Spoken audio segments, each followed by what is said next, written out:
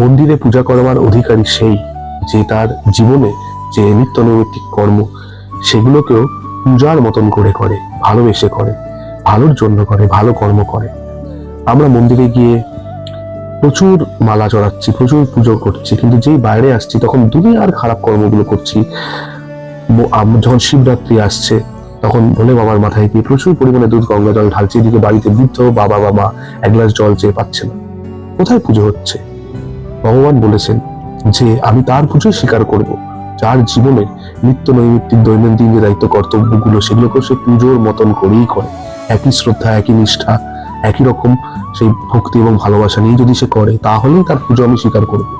আর ভগবান সেই সাথে এটাও বলেছেন যে যদি কেউ তার নিজের কর্মকে পুজোর মতন করে করে, ভালোবেসে শ্রদ্ধা ভক্তি নিষ্ঠা সহকারে করে, তাহলে আমাকে পুজো করার জন্য তাকে মন্দিরে কষ্ট করে আসতে হবে না, তার পুজো নেওয়ার জন্য আমি তার দুয়ারে গিয়ে উপস্থিত হব। এটাই শ্রীমদ্ ভাগবতের সন্দেশ। শ্রীমদ্ ভাগবতে কিন্তু এটাই বোঝানো হয়েছে, এই সন্দেশটাই কিন্তু দেওয়া হয়েছে, বা এই সংবাদটাই বা এই কথাটাই কিন্তু শ্রীমদ্ ভাগবতে বলা হয়েছে।